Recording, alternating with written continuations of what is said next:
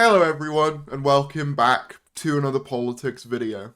And I need to have a little bit of a rant about something because this genuinely annoyed me. Donald Trump recently gave his speech at Davos, and among the claims he's made were claims with regards to NATO and the fact that it basically didn't do anything to help America, and specifically that NATO troops, quote, stood back in Afghanistan.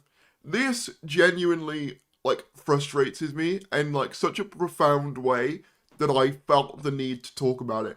And I'll be honest, if you're a patriot of the United Kingdom or any other European country and you still back this guy, I don't know what it's going to take for you to realize that, he is not our friend, he is not someone who respects any of us.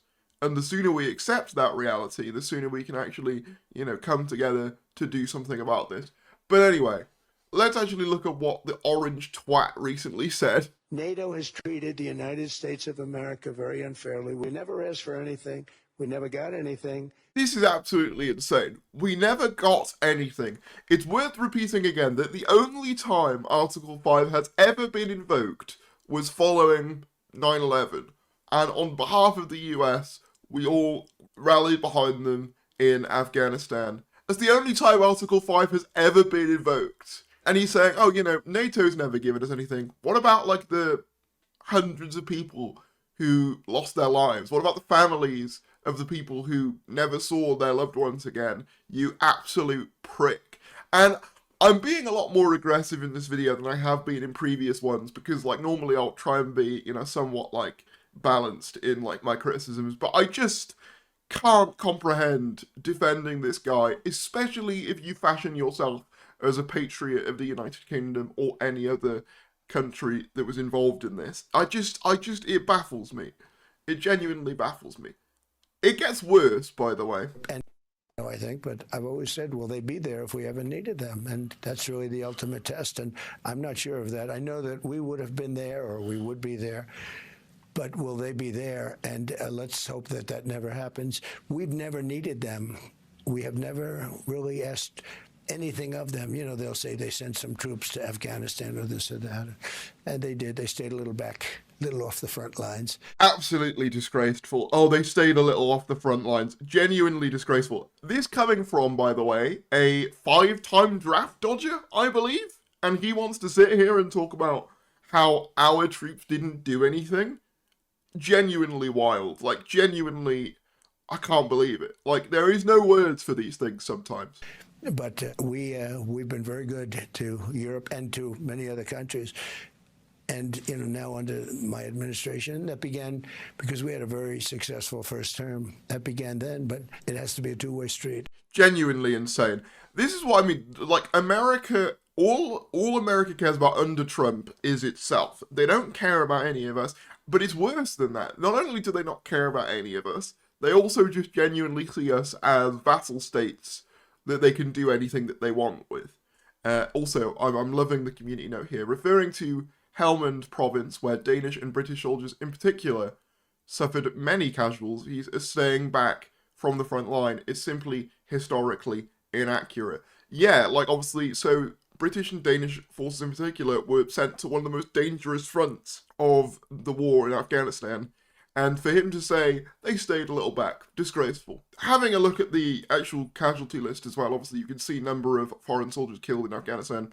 Obviously USA is at number 1 with 2,461, but obviously their population is a lot greater than any other country in NATO, I believe. And so their deaths per million were 7.96, but just below them in second is the UK, where 457 troops died, and a similar deaths per million as a result of the UK being much smaller than the US. Is that nothing? Is 457 people nothing who lost their lives?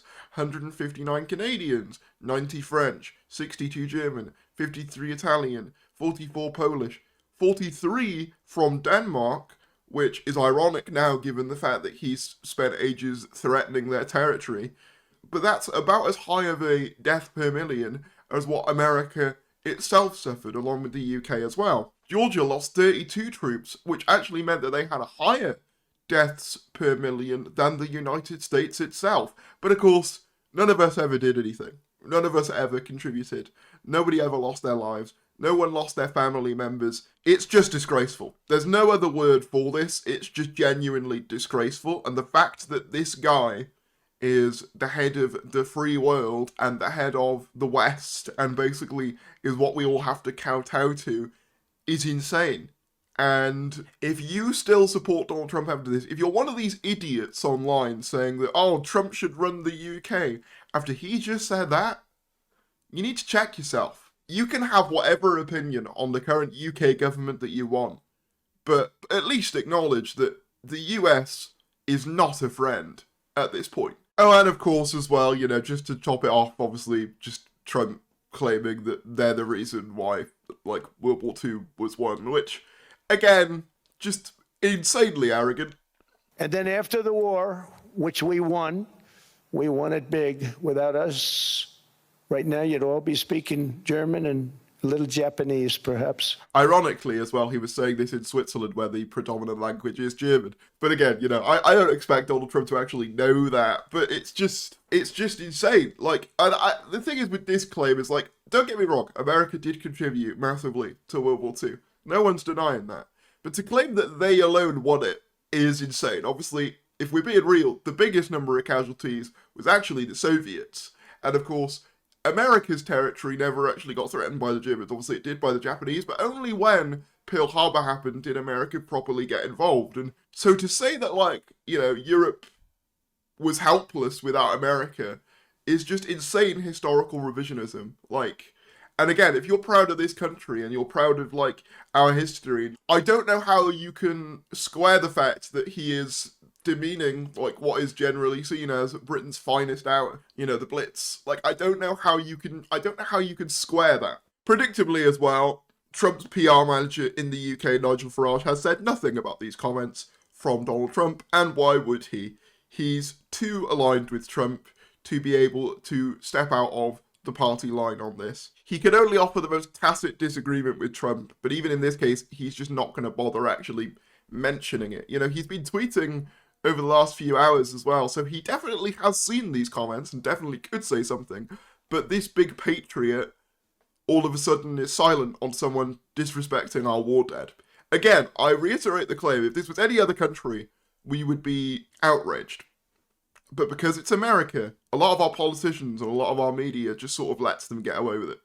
And I think it's disgusting. Apparently Number 10 have said Donald Trump was wrong to suggest NATO troops stayed a little back from the front lines in Afghanistan. 457 British personnel were killed. Many suffered life-changing injuries. The Lib Dems have also called on Keir Starmer to summon the US ambassador after Donald Trump denigrated British troops. 100%. 100%. We need to start sending a message that this is not okay. Again, I reiterate my point. If you fashion yourself a patriot, but you are defending these comments, then you are not a patriot. In fact, I'd go further. I'd say that if you're defending these comments, then you're betraying your country. I genuinely believe that. I'm not even that patriotic towards the UK. You know, I'm Welsh, and I always kind of say that I'm Welsh rather than I'm British. But if you fashion yourself as a patriot, and you allow President Trump to denigrate 457 soldiers who died, and still side with him and say that, oh, let's just have him take the UK, you need to check yourselves. It's outrageous. Thank you all for watching. If you did enjoy this video, be sure to give it a like, subscribe if you're new, and I'll see you later.